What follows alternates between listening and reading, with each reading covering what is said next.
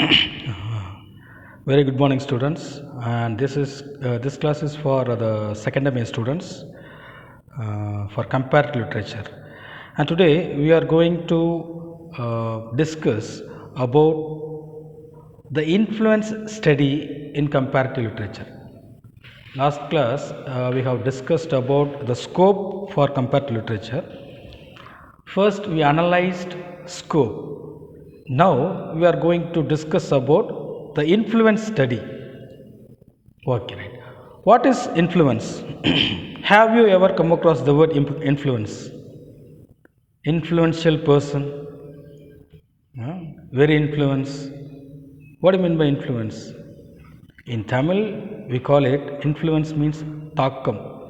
ஒரு தாக்கத்தை ஏற்படுத்துதல் அல்லது தாக்கத்தை ஏற்படுத்தும் நபர். But in comparative literature, we have certain definition. Influence study is an attempt to trace the influence of a writer. Influence of a writer. That is influence study. எந்த தாக்கத்தினால் அந்த எழுத்தாளர் இதை எழுதினார் அப்படின்னு ஆராயறது இருக்கு இல்லையா, அதுதான் influence study. Influence study is an attempt to trace the influence of a writer or a set of writers upon another in the domains of theme, idea, attitude, techniques, etc. ஒரு ஆத்தர் அவருடைய ஐடியாவை அல்லது அவருடைய டெக்னிக்கை அல்லது அவருடைய theme இதெல்லாம் எங்கிருந்து பெற்றார், எதிலிருந்து அவர் இப்படிப்பட்ட ஒரு கருத்தை கூற வருகிறார் அப்படின்னு நம்ம அனலைஸ் பண்ணுறோம் இல்லையா, that is called influence study. Even attitude, மனப்பாங்கு, அது கூட அல்லது மனப்போக்கு, இதை கூட அவர் எங்கேருந்து பெற்றார் அப்படின்னு சொல்லிட்டு நம்ம ஆராய்ச்சி செய்கிறோம் இல்லையா. ஓகே, லெட் அஸ் கம்பேர் குயில் பாட்டு அண்ட் ஓட் ஆன் நைட்டிங்கேல். அது ரெண்டுமே ஒரு நல்ல, இங்கே குயில் பாட்டுங்கிற மாதிரி அங்கே நைட்டிங்கேல், இது ஒரு ஒரு ஒரு கம்பேரிசன் எடுத்துக்கலாம். ஆனால் அந்த தாக்கத்தை எங்கேருந்து பெற்றாங்க? You just imagine, for instance, take Milton's Paradise Lost, modern epic, which is called a modern epic, Epic of England, Paradise Lost, which comprises of 12 books, 12 book. அதில் the concept and the theme or the idea what Milton wants to convey to the people, the idea is borrowed from the Holy Bible. மில்டனுக்கு ஒரு இன்ஃப்ளூயன்ஸாக இருந்தது Holi Bible. இப்போ ஹோலி பைபிளில் influence, அது மூலியமாக தாக்கம் ஏற்பட்டு ஹோலி பைபிளை படித்ததுனால பைபிளில் இருக்கக்கூடிய அந்த ஆடம் அண்ட் ஈவ், சாட்டன், இந்த கேரக்டர் மூலியமாக ஒரு தாக்கம் ஏற்பட்டதுனால பேரடைஸ் லாஸ்ட் அப்படிங்கிறத எழுதுகிறாரு. ஃபால் ஆஃப் மேன், மனிதன் வந்து எப்படி பாவத்தில் விழுந்தான் அப்படிங்கிறத பற்றி எழுதுகிறாரு. அப்போ for Milton the influential factor is Bible. மில்டனுக்கு தாக்கத்தை ஏற்படுத்தினது பைபிள். அது மாதிரி இந்த கம்பேரிட்டிவ் லிட்ரேச்சரில் இன்ஃப்ளூயன்ஸ் ஸ்டடின்னு ஒன்று ஏன் வச்சுருக்கிறாங்க அப்படின்னா, எது மூலியமாக ஒரு ரைட்டர் இன்ஃப்ளூயன்ஸ் ஆகிறாரு அப்படிங்கிறத கம்பேர் பண்ணுறது. It is a fruitful study as it can throw a writer's individual talent in relief against a tradition, or it can unmask a plagiarist. ஒருவேளை ஒருத்தர் இன்னொருத்தர் பார்த்து காப்பி அடிச்சிருக்கிறாரு அப்படின்னு சொன்னால் கூட அதையும் நம்ம தெரிஞ்சு கொள்ள முடியும். மாஸ்க்னா முகமூடி, அன்மாஸ்க்னா முகமூடியை கிளி தெரிதல். பிளேஜரிஸ்ட் அப்படின்னா அடுத்தவங்களுடைய ஒர்க்கை தான் ஒர்க்குன்னு காட்டிக்கிறவர். இது மாதிரி இருந்தால் கூட நமக்கு தெரிஞ்சிடும். It is an important branch of comparative literature in as much as influence is only a question of degree, where it is direct or indirect, conscious or unconscious, strong or weak. தெரிந்தோ தெரியாமலோ வேறொரு கலைப்படைப்பிலிருந்து ஒரு தாக்கம் உருவாகி அதன் மூலமாக ஒரு எழுத்தாளர் எழுத ஆரம்பிக்கிறது.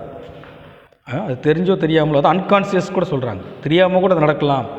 ஏன் 2 வெவ்வேறு உலகங்களில் வெவ்வேறு நாடுகளில் வாழ்கிறவங்க ஒரே மாதிரி திங்க் பண்ணக்கூடாதா? இப்போ இது மாதிரி நிறைய இருக்குது இதில். Right. Several objects R raised against influence study. For example, it is agreed that the approach is positive and therefore hardly mechanical, but this is a simplistic views, as influence is not merely cause-effect relationship. இந்த influence அப்படிங்கிறது ஒரு cos effect relationship மாதிரி கிடையாது. படித்து உணர்ந்து அது மூலமாக ஒரு தாக்கம் ஏற்பட்டு அதுக்கப்புறம் அதற்கு எதிர்வினையாற்றுறது இருக்கு இல்லையா, அதை தான் அங்கே சொல்கிறாங்க. அப்போ இன்ஃப்ளூயன்ஸ் எதன் மூலியமாக இப்படி ஒரு கலை படைப்பை எழுதுறதுக்கு தாக்கம் ஏற்பட்டுச்சு அப்படிங்கிறத படிக்கிறது தான் இந்த influence study. Anyway, any technique can become mechanical in the hands of the unimaginative. இது மாதிரி நிறைய இதில் சொல்லிக்கிட்டே போயிட்டு இருக்காங்க. நமக்கு இந்த இன்ஃப்ளூயன்ஷியல் ஸ்டடி அப்படிங்கிறதுல ரொம்ப முக்கியமாக பார்க்கக்கூடியது, திரும்ப திரும்ப கேட்குற ஒரு கொஸ்டின், அதை பற்றி இப்போ டிஸ்கஸ் பண்ணுவோம். அது என்ன சொல்கிறாங்கன்னா, types of influence study. Types of influence study. இந்த இன்ஃப்ளூயன்ஸ் ஸ்டடியில் எத்தனை டைப் இருக்குது?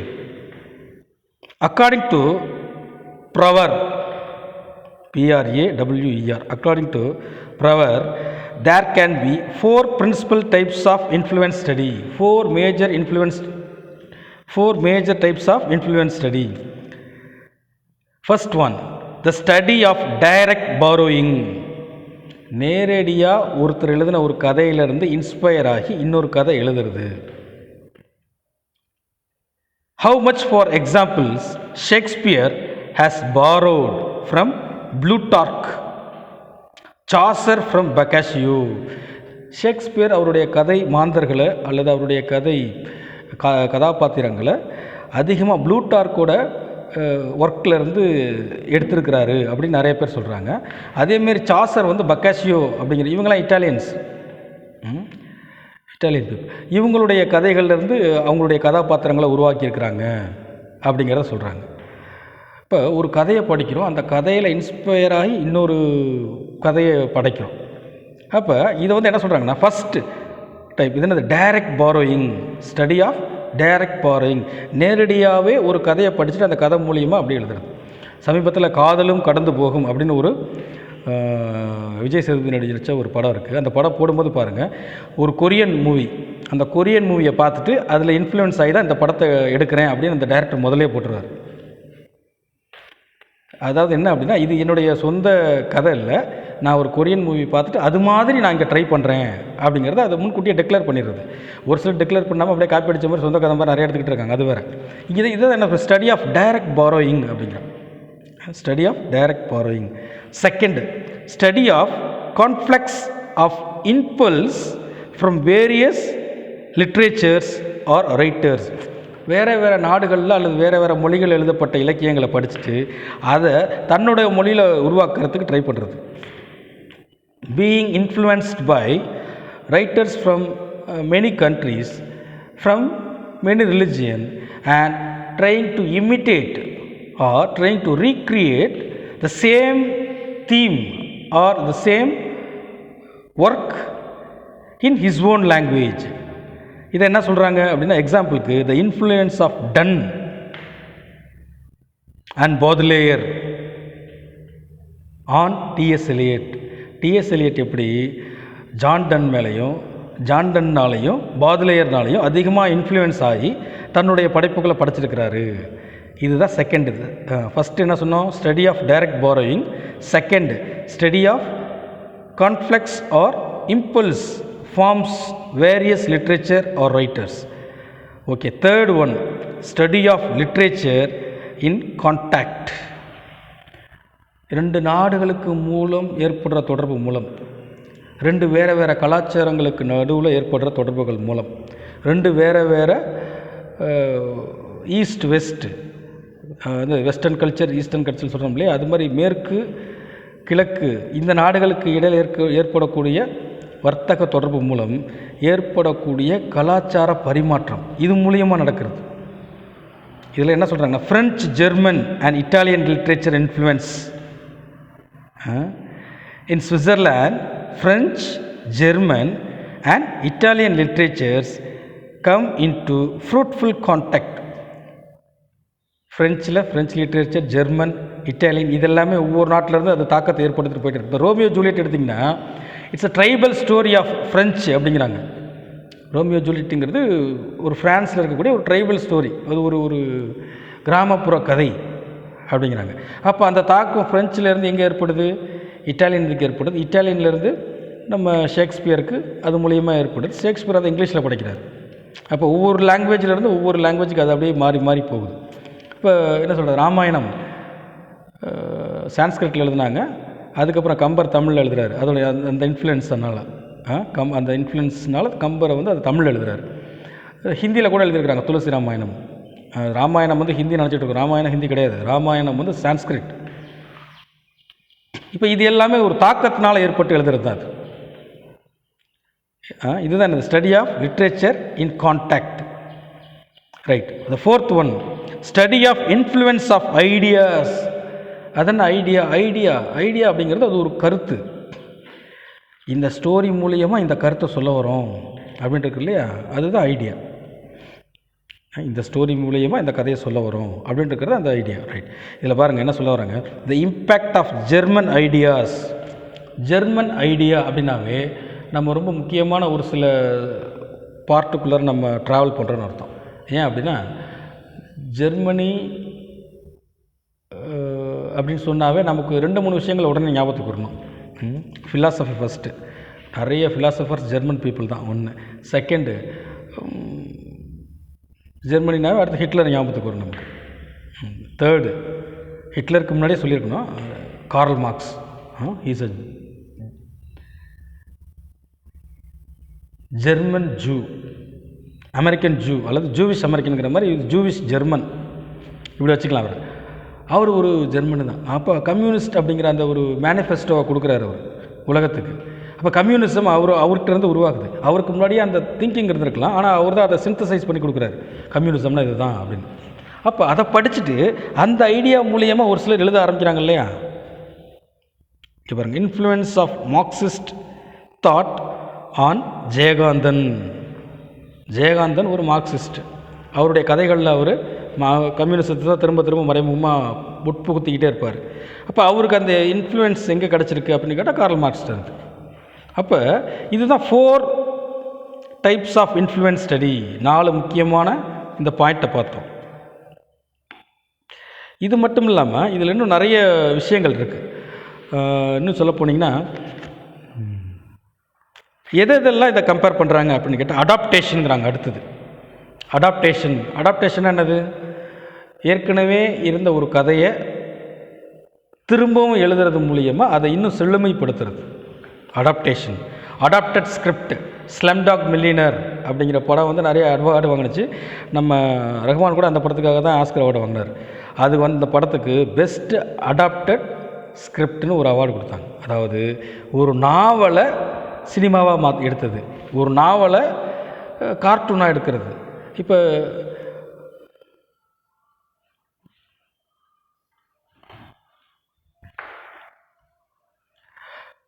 பார்த்தீங்கன்னு வைங்களேன்,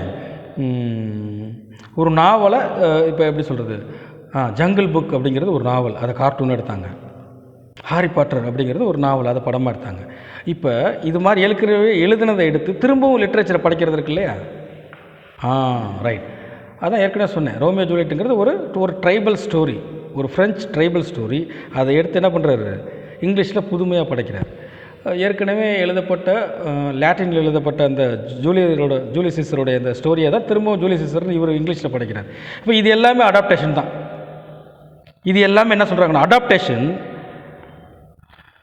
this covers a wide range from conventional reworking of a foreign model to a commercial attempt and turning for a foreign work to suit local taste. ஒரு வெளிநாட்டு கதையை அல்லது வெளிநாட்டு இலக்கியத்தை எடுத்து நம் நாட்டு மக்களுக்கு புரியும் வகையில் எழுதி தருவது, இதான் அடாப்டேஷனுங்கிறான். இதுக்கு பேர் தான் என்னது? அடாப்டேஷன். இப்போ நிறைய வெளிநாட்டு நாவல்களை இங்கே தமிழ்லையும் மொழிபெயர்த்துருக்குறாங்க. வெனிஸ் நகர வர்த்தகன் அப்படின்னு என்னது, நம்ம பாரதாசன் பல்கலைக்கழகத்தில் கூட அந்த டெக்ஸ்ட்டு நமக்கு வச்சுருந்தாங்கன்னு நினைக்கிறேன் தமிழில். வெனிஸ் நகர வர்த்தகன், மெர்ச்சன்ட் ஆஃப் வெனிஸ் அப்படிங்கிற ஷேக்ஸ்பியரோட இதை எடுத்து தமிழில் டிரான்ஸ்லேட் பண்ணியிருந்தாங்க, வெனிஸ் நகர வர்த்தகன். அது நமக்கு புரிகிற மாதிரி. It involves translation of works in a foreign language. ஒரு வெளிநாட்டு லாங்குவேஜுக்கு மூலியமாக ஒரு வெளிநாட்டு லாங்குவேஜிலேருந்து ஒரு நம்ம லாங்குவேஜுக்கு இது எப்படி சொன்னால் நல்லாயிருக்கும் அப்படிங்கிறத அடாப்ட் பண்ணுறது அந்த அடாப்டேஷன் ட்ரிக். அதில் பெஸ்ட் என்னென்னு சொல்லியிருக்காங்கன்னா, ஷேக்ஸ்பியரோட அடாப்டேஷன் ஆஃப் ப்ளூடார்க். நிறைய பேர் சொல்லியிருக்காங்க ஷேக்ஸ்பியர் அவருடைய கேரக்டருங்களை எங்கேருந்து எடுத்துருக்கிறாரு அப்படின்னு கேட்டிங்கன்னா ப்ளூடார்க்கிட்ட இருந்து எடுத்துருக்கிறார். Pound's lyrical paraphrase of Chinese and Old English poems. பவுண்டுனா யார்? Ezra Pound. அவருடைய பேராஃப்ரேஸில் எங்கேருந்து எடுத்துருக்கிறாரு அப்படின்னா சைனீஸோட ஓல்டு இங்கிலீஷ், சைனீஸ்லேருந்து ஓல்டு இங்கிலீஷ் போயம்லேருந்து அவருடைய அந்த ஸ்கிரிப்டை வந்து அடாப்ட் பண்ணியிருக்கிறாரு அப்படிங்கிறாங்க. ஸ்டைலைசேஷன்.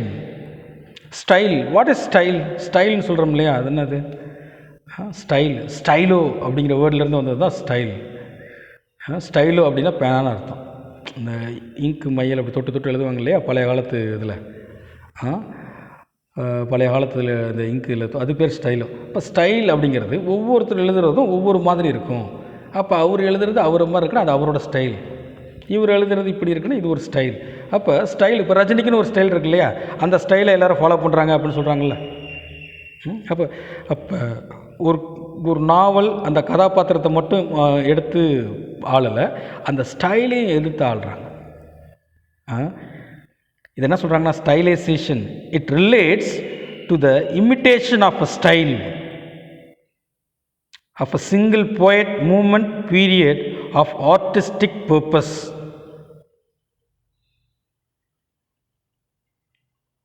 இது ஸ்டைல். அடுத்தது பேரடி. பேரடின்னா என்னது? The purpose of parody is to ridicule. பேரடிங்கிறது ஒரு நகைச்சுவை உண்டு பண்ணக்கூடியது. ரெடிக்குல் அப்படின்னாவே நகைச்சுவைக்கு உள்ளாக்கு அப்படின்னு அர்த்தம். ரெடிக்குலஸ் அப்படின்னா நகைச்சுவையாக இருக்குது, நீங்கள் சொல்கிறது ரொம்ப ரெடிக்குலஸாக இருக்குது அப்படின்னா என்னது? நையாண்டி செய்ய மாதிரி இருக்குது, அதுதான் ரெடிக்குலஸ் அப்படிங்கிற.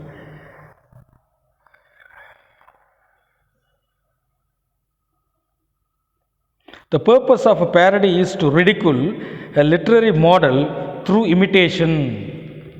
Through imitation. இமிட்டேட் பண்ணுறதுன்னா என்னது?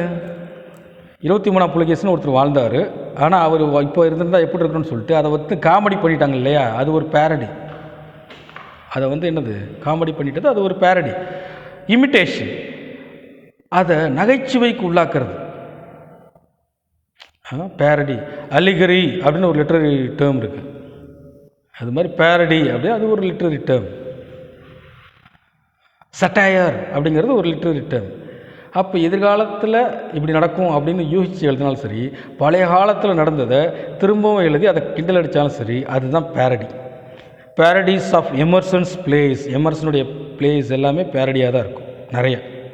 அதுக்கடுத்தது பிளேஜரிசம்ங்கிறது வந்து அடுத்தவங்களுடைய ஒர்க்கை எடுத்து திருடி எழுதிடுறது, அல்லது எழுதிட்டு அது தன்னோட ஒர்க்குன்னு சொல்லிட்டு வாதாடுறது, இது பிளேஜரிசம். ரைட். ஆனால் அதை விட்டுருங்க. Negative influence. This is a term coined by Anna Balakian.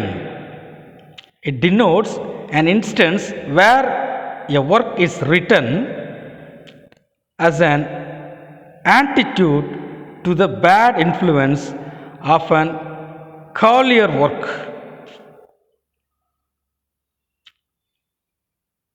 Bernard Shaw வந்து சென்ட் ஜோன் அப்படின்னு ஒரு பிளே எழுதுகிறார். Saint Joan for instance is meant to be a corrective to the furnished image of John projected by Shakespeare in England and Skeller in Germany. அதாவது saint John's, Joan of Arc அவங்க பேர், send ஜோனை வந்து தவறுதலாக காட்டிட்டாங்க, ஆனால் அவங்களுடைய உண்மையான character இப்படி தான் இருந்திருக்கும் அப்படின்னு அதை கரெக்ட் பண்ணுறதுக்காக தான் ஷா எழுதுகிறார். ஓகேவா? இதுதான் ஒரு நெகட்டிவ் இன்ஃப்ளூயன்ஸ். இது ஒரு நெகட்டிவ் இன்ஃப்ளூயன்ஸ். அந்த ஏற்கனவே சொல்லியிருப்பாங்க இல்லையா, நிறைய கதைகளில் வந்து உண்மையான அரசர்களுடைய வார்த்தைகள் எப்படி பேசியிருப்பாங்க அது வேறு மாதிரி இருக்கும். ஆனால் அதை கவிதையின் இடையில் அல்லது செய்யுள் வடிவத்தில் எழுதுகிறப்ப இவங்க தூய தமிழ் படுத்தியிருப்பாங்க, அது வேறு மாதிரி இருக்கும். இதெல்லாம் தான் சொல்கிறாங்க. ரைட். அப்புறம் ஃபால்ஸ் இன்ஃப்ளூயன்ஸ், இன்னும் வேறு விதமான நிறைய இன்ஃப்ளூயன்ஸ்லாம் அதில் இருக்குது. அடுத்தது வந்து பேரலல் ஸ்டடீஸ்னு ஒன்று இருக்குது. இன்றைக்கி நம்ம பார்த்தது வந்து முழுக்க இன்ஃப்ளூயன்ஸ்னால் என்ன, தாக்கம். ஒரு கலை படைப்பை படைக்கிறோம், அது மூலியமாக ஒரு தாக்கம் ஏற்படுது, அந்த தாக்கத்தின் மூலியமாக இன்னொரு கலை படைப்பை நம்ம எழுதுகிறோம். ஒரு இயற்கை காட்சியை பார்க்குறோம், அதை பிடிச்சிருக்கு, அதை பார்த்தோன்னே வீட்டுக்கு வந்து அதை வரைஞ்சி பார்க்குறோம், அது ஓவியம். லிட்ரேச்சர் அதாவது வித்தியாசப்படுது. இதை ஒரு இயக்குனர் பார்த்தாருன்னா அதை ஒரு சினிமாவாக எடுக்கிறார். ரைட். அப்போ இன்ஃப்ளூயன்ஸ் அப்படிங்கிறது ஒரு கலை படைப்பை உருவாக்குவதற்கான தாக்கம் எங்கிருந்து எழுகிறது. What is the cause of influence? Influence ஏற்படுறதுக்கான காரணம் அல்லது ஒரு கலை படைப்பை உருவாக்குவதற்கான காரணம் எங்கிருந்து எழுகிறது அப்படிங்கிறத யோசித்தோம். டு கம்பேர் வித், அதை நம்ம எப்படி இன்னொரு கலை படைப்போட கம்பேர் பண்ணிக்கிறோம் அப்படிங்கிறத பற்றியும் டீல் பண்ணுறது தான் இந்த இன்ஃப்ளூயன்ஸ் ஸ்டடி. இன்றைக்கி இந்த இன்ஃப்ளூயன்ஸ் ஸ்டடியோடு முடிச்சுக்குவோம், போதும். இனி வரக்கூடிய அடுத்த கிளாஸில் நம்ம வந்து எதை பற்றி பார்க்க போகிறோம்னா தீமெட்டாலஜி, அதையும் பேரலல் ஸ்டடி. பேரலல்னால் என்னது? ஈக்குவலாக இருக்கிற ரெண்டு இதுக்கு பேரலாக இது இருக்குது அப்படின்னா அது இதுக்கு சமமாக இருக்குன்னு அர்த்தம். ஈக்குவலாக இருக்குது, அது ரைட். பேரலல் ஸ்டடி அப்படிங்கிறது தீமெட்டாலஜி அப்படிங்கிறது தீம்னா என்ன அப்படிங்கிறத பற்றியும் அதை எப்படி கம்பேர் பண்ணுறாங்க அதை பற்றி நிறைய இந்த எப்படி சொல்கிறது கம்பேரிட்டிவ் லிட்ரேச்சரில் இருக்கக்கூடிய கிரிட்டிக்ஸ் என்ன சொல்கிறாங்க அப்படிங்கிறத வந்து இனி வரக்கூடிய கிளாஸில் ஒவ்வொரு கிளாஸில் பார்ப்போம். ஓகேவா? Okay, see you, bye.